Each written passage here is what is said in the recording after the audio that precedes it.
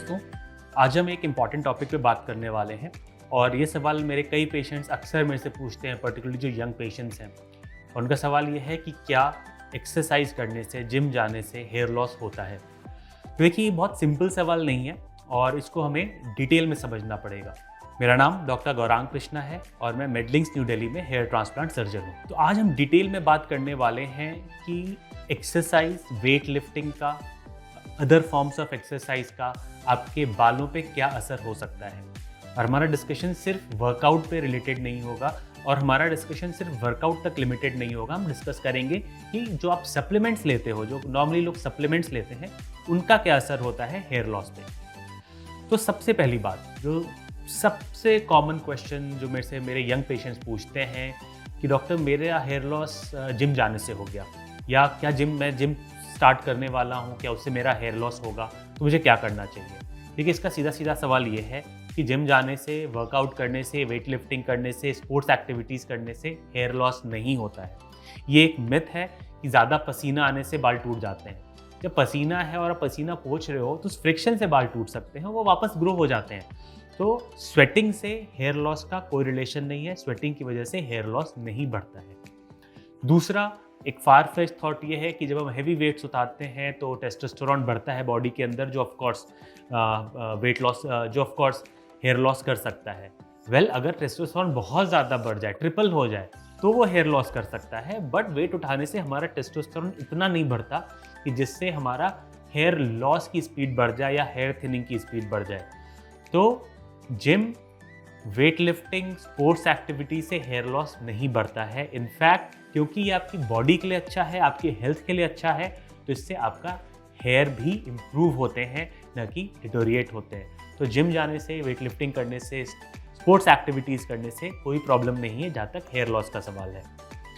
जो ज़्यादा important question है वो ये है कि क्या सप्लीमेंट्स हेयर लॉस कर सकते हैं। इसका आंसर हाँ और ना है, क्योंकि कुछ सप्लीमेंट्स हैं जो बिल्कुल सेफ हैं, जिससे कोई प्रॉब्लम नहीं होती, और कुछ सप्लीमेंट्स हैं जो कॉमनली यूज होते हैं बट उससे हेयर फॉल, हेयर थिनिंग बढ़ सकती है। तो हम बात करेंगे क्या क्या सप्लीमेंट्स यूज करते हैं। तो मैं एक टैबलेट करूंगा सप्लीमेंट्स, और आप देखो आप क्या यूज कर रहे हो और उसके बारे में मैं क्या बोल रहा हूँ। सबसे कॉमन सप्लीमेंट है whey protein. Protein supplement almost हर बंदा जो एक्सरसाइज कर रहा है, वेट लिफ्टिंग कर रहा है, मसल गेन की कोशिश कर रहा है, whey protein is one of the most commonly use supplement, workout supplement. Whey protein से हेयर फॉल नहीं बढ़ता है अगर ये हम 30 ग्राम पर डे तक लिमिट करें। Basically 1 scoop per day of way protein is okay. और ये कोई रैंडम बात नहीं है, ये स्टडीज़ में देखा गया है कि बहुत ज़्यादा वे प्रोटीन, जो डेयरी प्रोटीन है, मिल्क सोर्स से आता है, इससे हेयर फॉल बढ़ सकता है, चांस है कि हेयर फॉल बढ़े।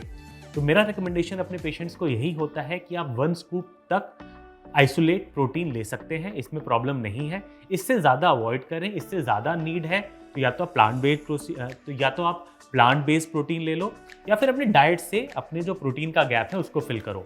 बट वे प्रोटीन आप लिमिट करिए 1 स्कूप पर डे तक। ऑफकोर्स जो हैवी लिफ्टर्स हैं, जिनका वेट वैसे ही बहुत ज़्यादा है, वो 1.5 स्कूप तक भी जा सकते हैं। But by and large recommendation ये है कि whey protein up to 1 scoop per day is all right to use. Second is BCAA, branch chain amino acids.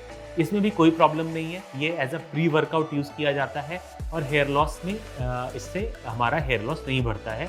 तो आप अपना 1 स्कूप, जो इसका छोटा सा स्कूप आता है BCAA सप्लीमेंट के साथ, वो आप प्री वर्कआउट ले सकते हैं। Third is creatine monohydrate, commonly known as creatine. तो creatine as a pre workout commonly used है क्योंकि आपका मसल फटीग कम करता है और मसल पंप में हेल्प करता है। हेयर लॉस से इसका क्या रिलेशन है, ये थोड़ा सा अनक्लियर है। बट थोड़ी सी स्टडीज़, जो कुछ स्टडीज़ हुई हैं, उसमें ये देखा गया है कि अगर आप 1 महीना क्रिएटिन रेगुलरली यूज़ करते हो तो आपकी बॉडी में DHT हार्मोन बढ़ सकता है, जिसकी वजह से हेयर लॉस, हेयर थिनिंग होती है। तो अगेन, अगर आपके लिए प्रोफेशनल नीड है क्रिएटिन का तो आप ले सकते हैं इसको विद इन लिमिट्स। बट अगर आप just as a recreational use में जाना चाह रहे हैं तो मेरा एडवाइस ये होगा कि आप क्रिएटिन अवॉइड करिए या लो डोज क्रिएटिन लीजिए। Number 4, fat loss supplements. Fat loss supplements कई तरह के आते हैं। माइल्डर जैसे L-कार्निटीन, इसमें प्रॉब्लम नहीं है तो for hair loss is concern. But stronger fat loss supplement, इसमें कैफीन बहुत ज़्यादा है, सूडोएफेड्रीन है, जिससे बहुत जल्दी वेट लॉस होता है। ये डायरेक्टली हेयर डैमेजिंग है, क्योंकि ये आपकी बॉडी को कैटाबॉलिक नेगेटिव मेटाबॉलिज्म के स्टेट में डालता है, जिससे हमारा फैट पिघलता है, बट इसके साथ ही हमारे हेयर सेल्स भी मर सकते हैं। तो हेयर शेडिंग, हेयर थिनिंग बढ़ सकती है हेवी फैट लॉस सप्लीमेंट्स लेने से, तो इसे हमें अवॉइड करना चाहिए। पर्टिकुलरली अगर ऑलरेडी हेयर लॉस इश्यूज हैं, हेयर थिनिंग इश्यूज हैं, तो हेवी फैट लॉस सप्लीमेंट्स हमें अवॉइड करने चाहिए। लास्टली, स्टीरॉइड्स या हेवी टेस्टोस्टेरोन बूस्टर्स, इसके लिए बिल्कुल क्लियर है कि ये डायरेक्टली हेयर को डैमेज करते हैं। जब आप एक्सटर्नली टेस्टोस्टेरोन को बढ़ा रहे हो, डबल ट्रिपल कर रहे हो, दिन का 1000 मिलीग्राम टेस्टोस्टेरोन एक्सटर्नली इंजेक्ट कर रहे हो, तो सारा टेस्टोस्टेरोन अल्टीमेटली डीएचटी बनता है, जो आपके बालों को थिन करता है। अगर आप में ऑलरेडी हेयर थिनिंग इश्यूज हैं, तब तो आपका ये बहुत तेज़ी से further it will really accelerate your hair loss. But अगर आप में हेयर थिनिंग इश्यूज नहीं भी हैं, तब भी काफ़ी बार देखा गया है कि हेवी टेस्टोस्टेरोन बूस्टर्स यूज़ करने से हेयर फॉल अधिक तेज़ी से बढ़ जाता है, हेयर थिनिंग हो जाती है। जिनमें कोई भी हेयर लॉस की प्रॉब्लम नहीं थी, उनमें भी हेयर इश्यूज आने लगते हैं।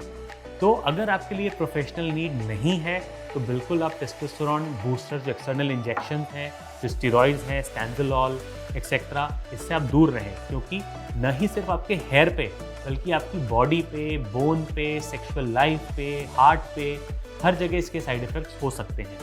तो स्टेरॉइड्स हमें हर हालत में अवॉइड करना चाहिए।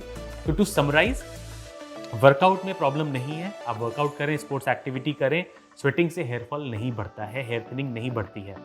जो सप्लीमेंट्स आप सेफली ले सकते हो वो है 1 scoop whey protein, BCAA, mild fat loss supplement जैसे L-कार्निटीन, up to a bit of creatine.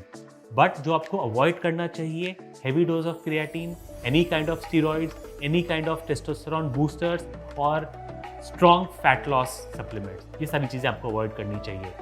तो मैं उम्मीद करता हूँ आपको ये वीडियो पसंद आया होगा। ऑफ कोर्स ये एक बहुत ही ब्रीफ वीडियो था। आपके फर्दर क्वेश्चंस होंगे, आपके स्पेसिफिक क्वेश्चंस होंगे जिम, सप्लीमेंट्स और हेयर लॉस को लेके, तो आप प्लीज़ हमें कमेंट सेक्शन में पूछिए and we will answer each and every one of them. Thank you very much.